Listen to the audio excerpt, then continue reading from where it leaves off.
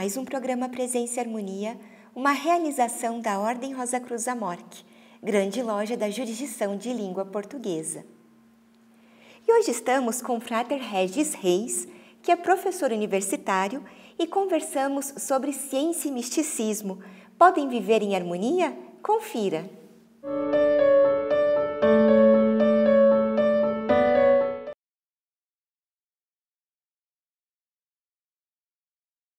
Frater Regis, seja bem-vindo ao programa Presença e Harmonia. Muito obrigada por aceitar o nosso convite. Eu que agradeço o convite, é uma honra estar aqui com vocês e vamos conversar um pouquinho, a respeito de ciência e misticismo, um tema bastante interessante. Isso. Frater, então, é possível que ciência e espiritualidade trabalhem de modo colaborativo? Bom, isso está um pouco ligado ao processo assim, que eu passei, Então, eu vou narrar uma experiência meio particular, como um modo de tentar explicar isso e minha visão atual. Ela foi mudando ao longo do tempo, Eu entrei na Ordem Rosa Cruz em 1984. E nessa época, como eu era novo ainda, bem novinho, e, assim, aquele conhecimento, mesmo aquele conhecimento bastante sobre as iniciais, foi despertando muita coisa em mim. E eu também tinha, uma formação, estava me formando também numa área mais científica, e surgiu esse interesse, Poxa, tanta coisa é dita, eu li de cara lá nas nossas monografias, que é uma coisa aberta, isso a gente pode comentar, que o espaço e o tempo não eram entidades absolutas, eram relativas, e ao mesmo tempo eu estava vendo isso na faculdade, e falei, poxa, por que não tem uma ligação, Porque tem essa separação entre misticismo e ciência, já que eles estão buscando coisas semelhantes, compreender o universo, compreender as verdades, e aí eu comecei a atuar nessa área, Eu queria, de um modo científico, procurar compreender melhor certos ensinamentos místicos, porque os ensinamentos místicos eles têm uma característica muito de, assim, assimilar, eles são mais intuitivos, mais abstratos, eles não podem ser passados assim como uma verdade absoluta, ele tem que ser sentido. E já a ciência é o oposto, ela é uma verdade absoluta, ela tem que ser provado, tem que ser demonstrado. Será que não podia ter um equilíbrio entre os dois? E isso, durante os anos eu fui trabalhando, chegou horas que eu achava que não tinha nada a ver uma coisa com a outra, sabe aquelas coisas que, por não darem certo, você acaba se desiludindo uma coisa e procura outra, e vai. Eu nunca deixei de estudar, tanto a científica nem como o misticismo. Só que essa coisa, de eu querer entender da mesma forma os dois foi mudando muito. E hoje eu acho que eu tenho, e muita gente com quem eu converso, não é uma coisa exclusiva minha, não é? Acham, assim, eles têm aspectos que são comuns, mas a gente não vai conseguir explicar certas leis místicas através da ciência. Por exemplo, pode pegar as leis herméticas e querer explicá-las através da ciência. Eu acredito hoje que não é possível. Assim como a ciência não consegue provar do modo que ela precisa, do método científico atual, os princípios místicos. Trabalham-se com realidades distintas, e essas realidades elas estão em dimensões distintas. Uma é uma dimensão extremamente material, a outra é uma dimensão mais abstrata, e elas não se comunicam, e ao longo do programa acho que a gente pode explicar um pouquinho melhor por que elas não se comunicam, Sim, isso, Então, até porque, geralmente, espiritualidade e a ciência, elas têm um objetivo em comum, que é essa busca até mesmo pela verdade, Então, por que então não há uma atuação em conjunto entre elas? Aí a gente entra numa coisa que chama método, porque o método é diferente. Qual é o método que o místico busca para uma harmonização, em busca da espiritualidade ou até de uma iluminação? É a contemplação, é a meditação, é a ativação da consciência. Então, o místico trabalha muito com uma questão que transcende o espaço-tempo. Ele trabalha com a consciência. E a ciência é o contrário. ela trabalha com as questões espaço-temporais, ou seja, com a matéria, com o tempo e com o espaço. Então, o método que as duas utilizam são métodos antagônicos. Uma busca o conhecimento interior, espiritual, sem precisar da prova. Né? O místico ele não precisa da prova, ele precisa do sentimento, ele precisa ver que aquilo que ele está estudando é uma verdade. E isso é interior, é uma intuição, é uma coisa que vem de dentro da pessoa. Já a ciência precisa mostrar pelo processo, pelo método científico, isso não é certo nem errado de nenhuma das áreas, é a característica de cada área. A ciência precisa mostrar, através do seu método aceito, estabelecido, que aquele princípio, que aquela lei, que aquele teorema é válido, que aquilo é algo que explica uma realidade material, temporal, ou seja, uma realidade física. Então, o processo de estudo, o processo de aquisição do conhecimento e o processo de aplicação do conhecimento é diferente nessas duas áreas. Por isso que é muito difícil ter uma ligação plena entre elas. Eu vou comprovar que o universo é mental. Apesar que daqui a pouquinho a gente pode até entrar um pouquinho nessa parte, assim, tem ganchos que a gente pode explorar, assim, mas em forma de especulação ainda, né? Sim. E a utilização intensiva da tecnologia pela sociedade, o Frater acredita que tem afastado as pessoas da espiritualidade? Então, isso é uma outra coisa, né? Até muita gente confunde ciência com tecnologia. Na verdade, a tecnologia é uma aplicação dos princípios científicos. Então, o homem, né, os cientistas estudaram e têm domínio sobre a eletricidade. A eletricidade fez uma série de revoluções tecnológicas que chegou no mundo atual. Computação, internet, tudo isso que nós utilizamos. Mas isso não é ciência, isso é tecnologia.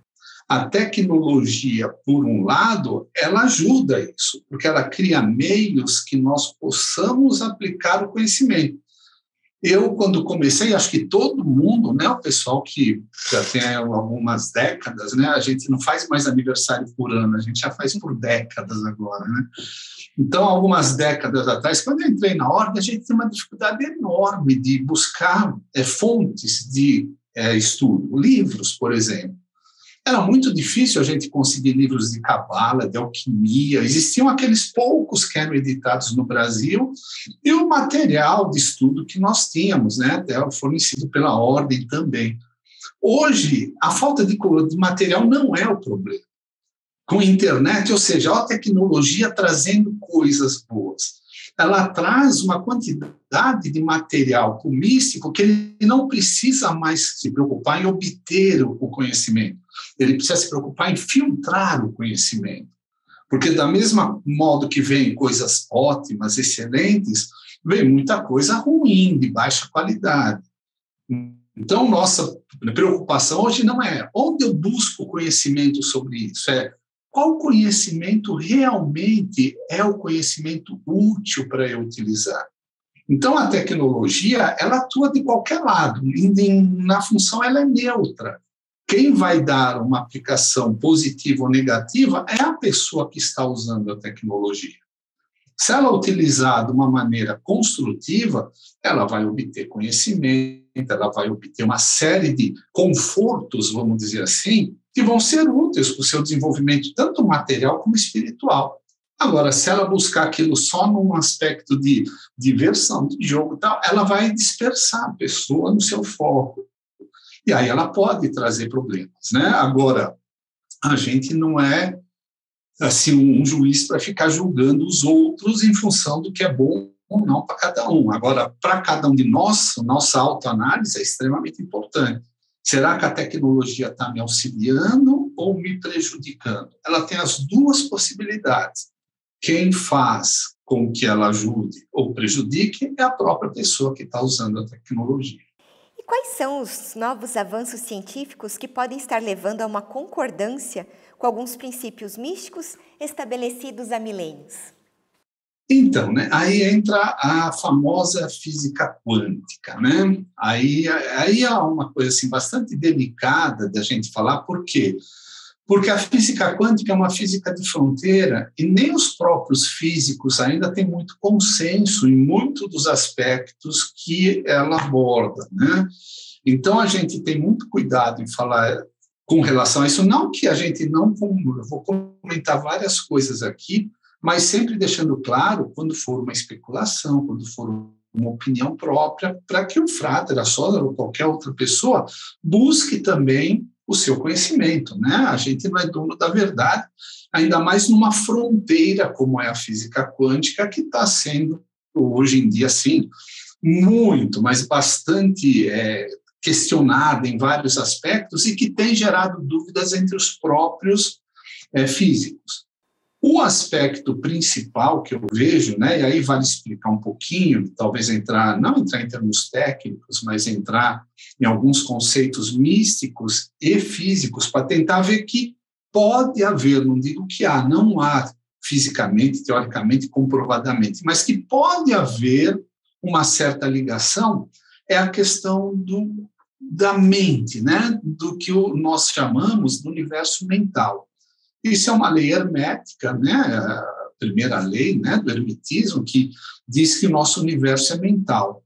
Mas, às vezes, em palestras, eu até brinco, o pessoal fala assim, pô, alguém chega aqui, está cheia a sala, fala, puxa uma cadeira mental e senta, né?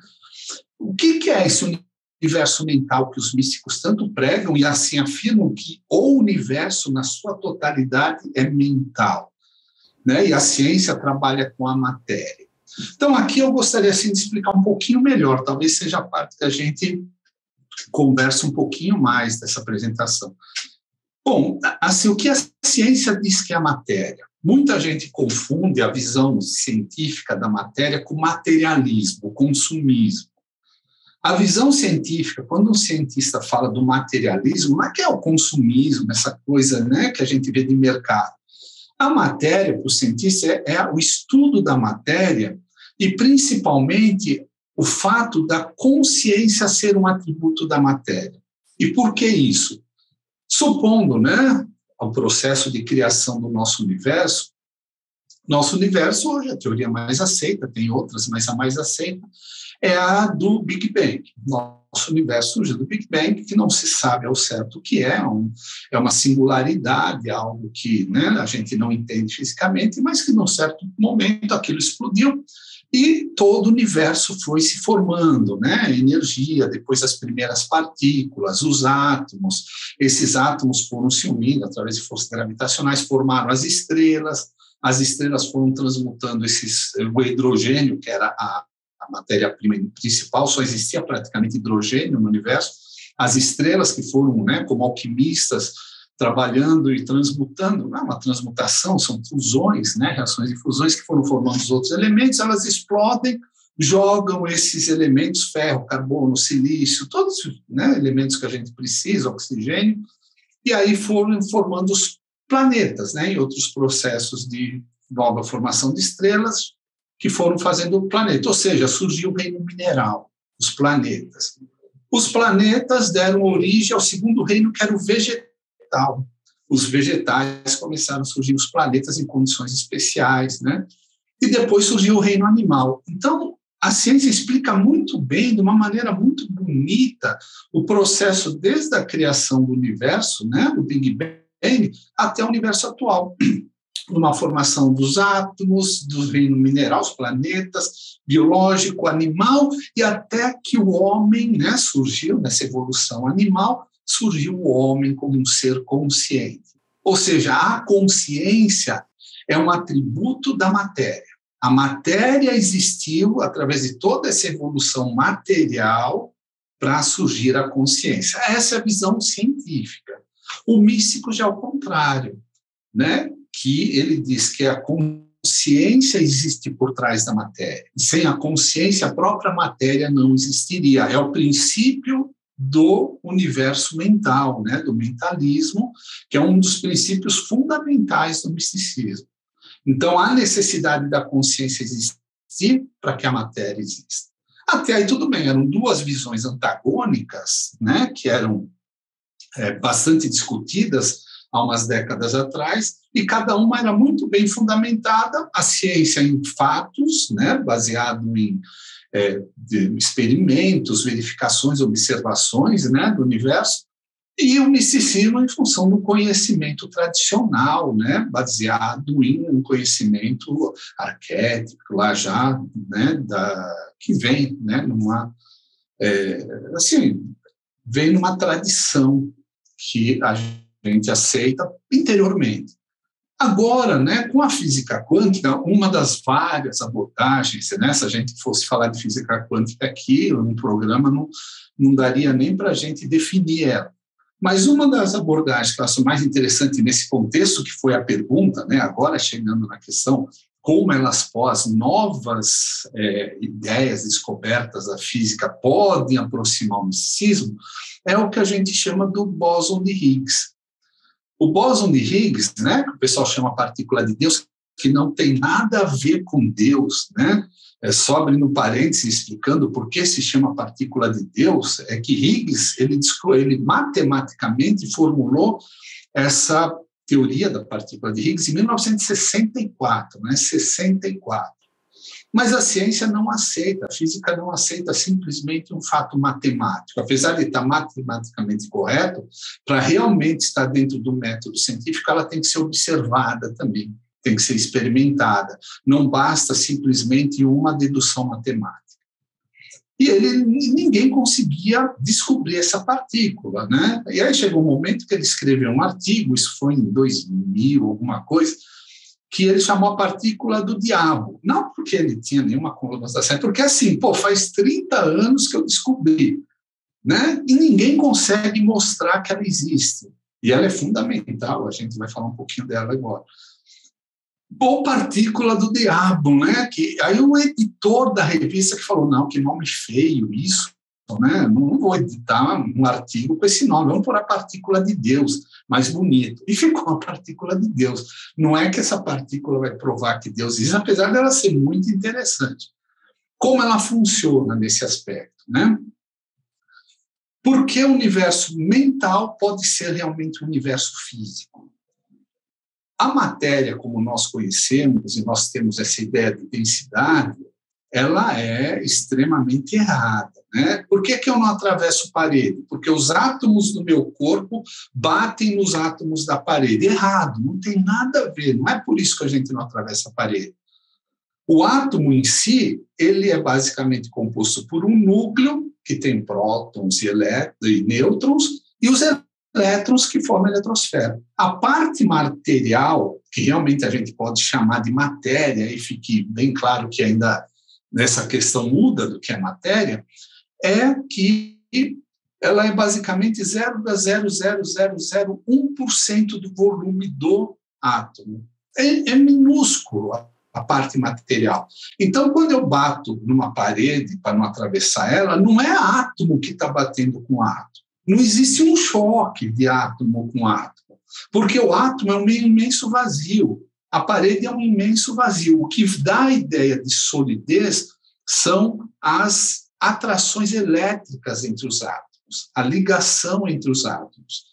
Então, quando eu bato numa parede, não é o núcleo dos meus átomos que estão batendo com os núcleos dos átomos da parede, é o campo elétrico das ligações atômicas, né, das minhas moléculas, que está batendo com o campo elétrico. Então, é um campo elétrico que está se chocando. E ele é muito rígido, dá a ideia de solidez. Mas a ideia de solidez, por ser sólido, bater matéria contra uma, não existe na natureza. Os átomos não se chocam um com o outro, eles batem as suas eletrosferas, são campos eletromagnéticos. Então, esse é o primeiro ponto. Nossa ideia de solidez é errada. A gente acha que é átomo que bate com átomo. Não é isso. O segundo ponto é que, há uns 10 anos, uma equipe do laboratórios nos Estados Unidos, que chama Fermilab, tem até um vídeo deles, né? Eles postam uns vídeos na internet, no YouTube, é legal depois quem quiser dar uma pesquisada, né? Fermilab é um laboratório de um acelerador nuclear nos Estados Unidos. Eles estudaram, eles chegaram à conclusão que a massa dos núcleos atômicos, ou seja, de qualquer partícula, é zero. Aí a gente fala assim, mas como a massa pode ser zero das partículas? Então, a massa não existe? No conceito que a gente tinha, não. O que existe é uma interação entre o campo de Higgs, que é formado pelo bóson de Higgs, que dá a característica, a propriedade da massa, mas a massa não é uma propriedade intrínseca da matéria. Ela é um campo que atua. Para a gente explicar melhor, imagine o outro campo, né, que são os 3 campos que a gente tem interação no universo material, a gravidade. Todo mundo sabe que a gravidade existe. Só alguém vê gravidade, alguém cheira a gravidade, alguém sente, eu estou sentindo a gravidade. Ela simplesmente atua sobre nós, e ela é invisível. E ela é tão invisível que até hoje a gente agora está chegando nas ondas gravitacionais, mas ainda muito, né, precariamente, a gente não entende muito a gravidade. Isso que a gente sente todo dia, estamos aqui sentados nas cadeiras, porque a gravidade está atuando, a gente não conhece direito como ela atua. É partícula, é onda e partícula. Então, o que existe sobre nós são campos. O campo de Higgs, o campo gravitacional e o campo eletromagnético. A matéria, como nós entendíamos como algo denso e sólido, a física está mostrando que não existe. Então, na verdade, o universo material é uma manifestação de campos. O campo de Higgs, o campo gravitacional e o campo eletromagnético. E não uma coisa material, propriamente dita. E nós sentimos o efeito desses campos. A gravidade é o mais simples da gente sentir, né? Estamos presos aqui. O campo de Higgs dando a ideia da massa sobre nós e o campo eletromagnético unificando essas partículas, formando os corpos. Então, notem que interessante a visão da física, né? Que hoje ela já trabalha com a matéria não como sendo uma coisa sólida, mas como sendo interações de campos. E os campos estão muito mais associados à ideia do mental do que a matéria bruta, física, pesada e densa.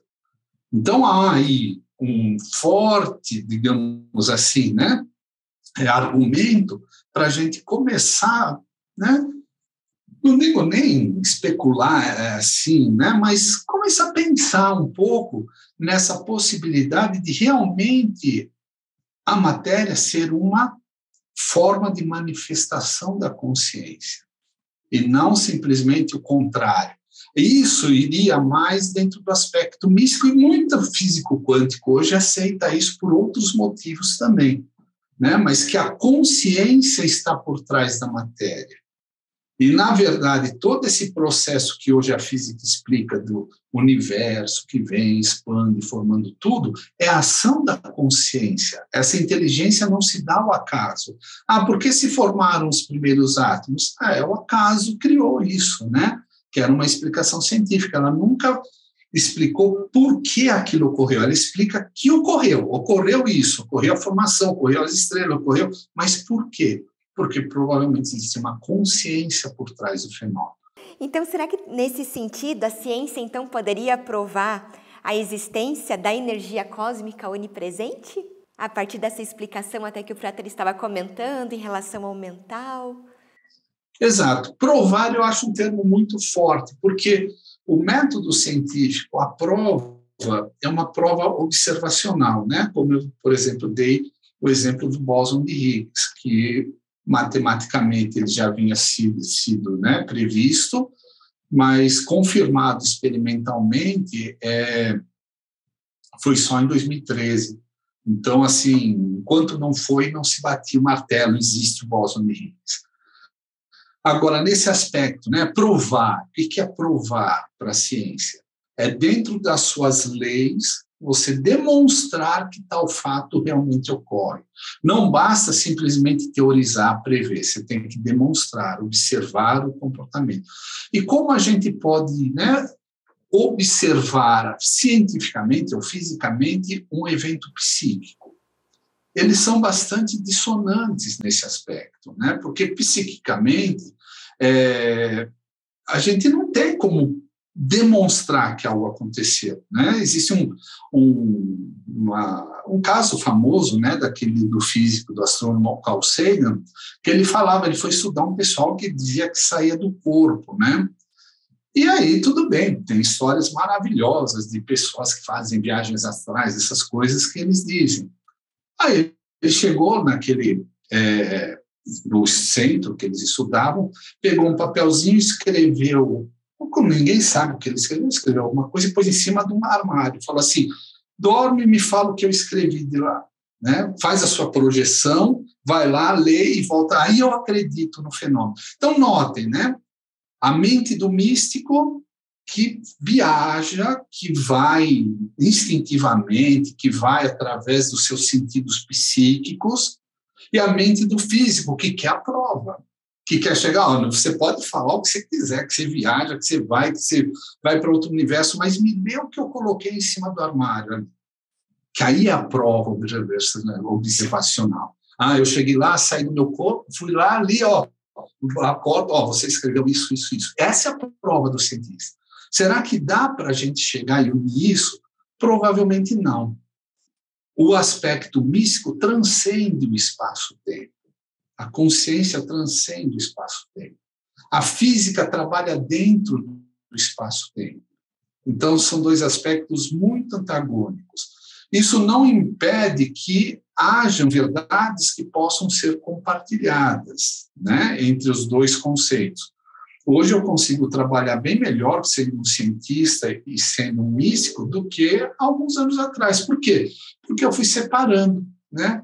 Olha, o pensamento místico não impede que eu pense também de uma maneira científica, desde que eu não procure provar. Eu quero uma prova científica do universo, né? Que é, por exemplo, uma iluminação de um plano mais místico. Não vou conseguir fazer isso dentro do espaço-tempo, eu tenho que transcender o espaço-tempo. E aí, transcender o espaço-tempo é transcender a física atual também. Sim. Frater, então, nesse sentido, né, a gente até pode dizer que essa busca da verdade, o Frater acabou de dar como exemplo a iluminação, mas que essa busca, então, pela verdade do místico vem através da introspecção, da busca dessa iluminação, ou seja, da própria experiência subjetiva, né, de cada um? Com certeza, né? O conhecimento é a nossa maior fonte de... Aí, né, antes de responder mais o que eu ia falar, eu gostaria de falar um pouquinho do que é evolução e do que é expansão da consciência, né? Porque os dois estão ligados a esse processo do crescimento espiritual até atingir planos elevados ou até a própria iluminação. Muita gente diz que é a evolução, né? A gente tem que tomar muito cuidado com esses termos evolução e expansão da consciência. A evolução, ela se baseia em espaço-tempo. E o espaço-tempo é algo que está abaixo do processo espiritual.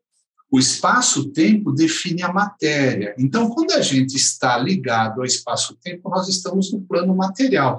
Fora do espaço-tempo, não existe a manifestação do universo material. Então, não tem sentido nenhum eu falar em tempo, por exemplo, em fenômenos psíquicos.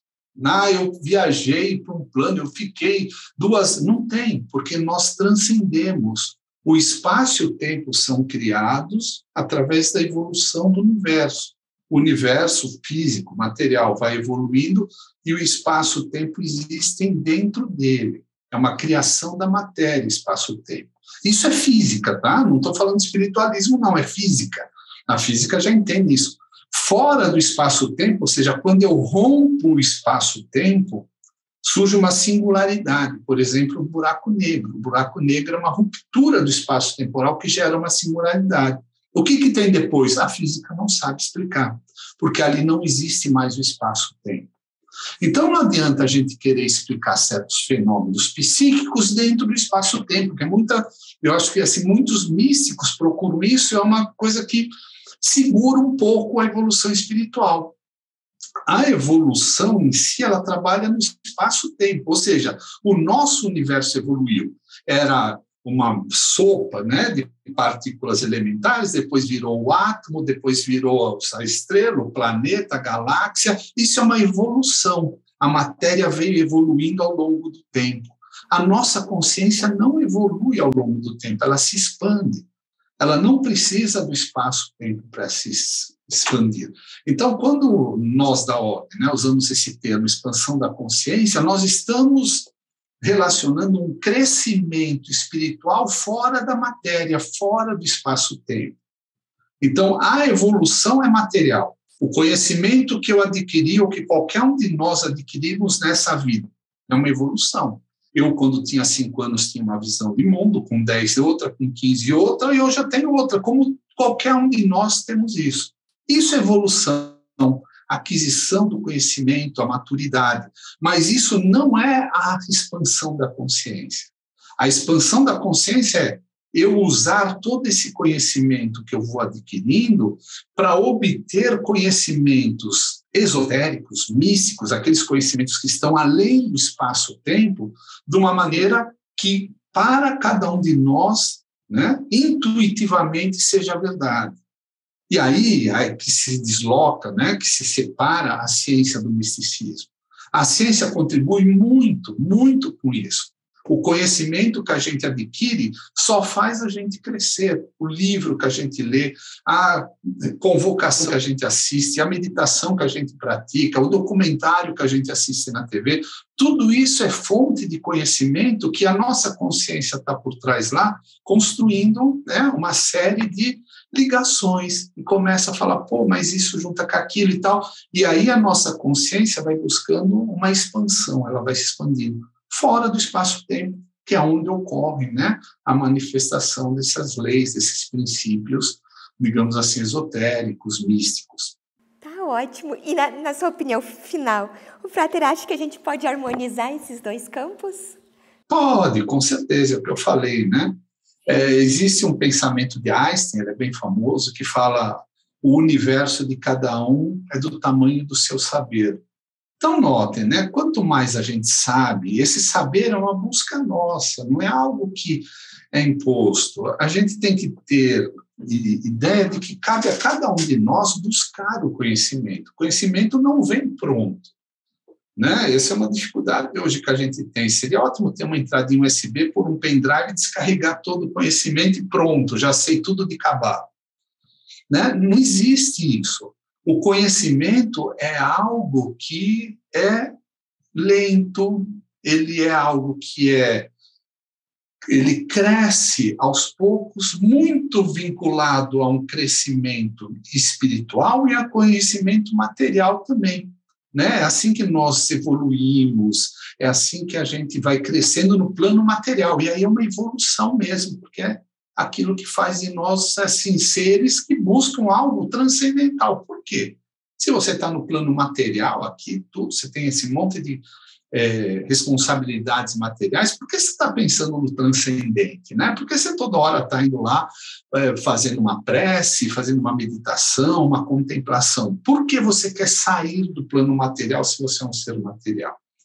Né? Então, isso é aquela bagagem de conhecimento que a gente vem adquirindo, que não é rápida, ela é lenta, é como uma coisa que tem que ser absorvida, tem que ser compreendida, principalmente, para que aquilo possa gerar um crescimento interior.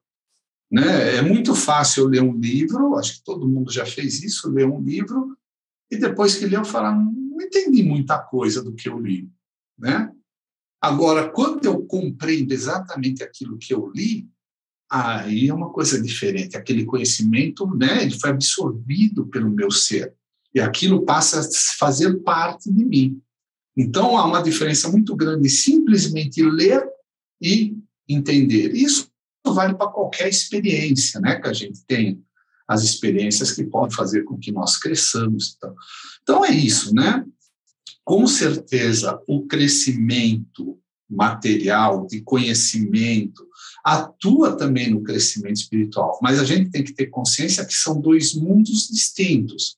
Eu estou na matéria porque eu tenho que fazer algo na matéria, eu tenho que compreender, também é um processo de aprendizagem. E existe um lado espiritual, né, principalmente nós místicos que aceitamos isso, a existência de um lado espiritual, que também faz parte, porque, em essência, eu não sou um corpo que tem uma alma, eu sou o contrário, eu sou uma alma que temporariamente está em um corpo. Então, também não posso me desligar de um plano mais espiritual, um plano mais mental. Agora, nós temos que ter um equilíbrio entre mente e espírito para que a gente possa desenvolver, né, expandir de uma maneira, digamos assim, que seja construtiva, né? Que não cause aquela desilusão, como ocorre muita gente que vai, medita, pratica isso, chega uma hora e fala, isso não funciona porque eu não tenho nada, vou desistir de tudo. Não é assim, né? A gente tem que levar o conhecimento além, né? Para uma pessoa se formar engenheiro, médico, aí ela começa a estudar lá com 5 anos e vai acabar nos 30. Então é isso. Não tem como fazer mais rápido. O conhecimento místico também é assim, ele não ocorre de uma hora para outra. São anos e anos de prática e de conhecimento. Então a gente tem que ter um pouquinho de paciência, sim. Frater Regis, eu agradeço muito sua contribuição com o programa hoje, né? Aprendemos muito com o Frater. Obrigada. Imagina, eu que agradeço o convite, tá uma honra a gente estar aqui conversando e estamos aí, né? À disposição, sempre que necessário a gente pode conversar um pouquinho dentro daquilo que a gente estudou, né? Não volto a insistir, nada do que eu falei aqui é verdade absoluta. São estudos que, como eu falei, ao longo da vida vai mudando, como foi mudando comigo aí. Pode ser que daqui 10 anos a gente faça outro programa e fale, não, aquilo que eu falei, esquece, não tem mais nada a ver. Mas é ótimo aí poder conversar com vocês. Obrigado pelo convite. Eu que agradeço. Aproveito para lembrar do nosso e-mail presenceharmonia@morte.org.br. É muito importante para nós essa via de comunicação que nós temos com você que nos assiste. Agradecemos a participação conosco hoje e até o nosso próximo encontro. Paz profunda!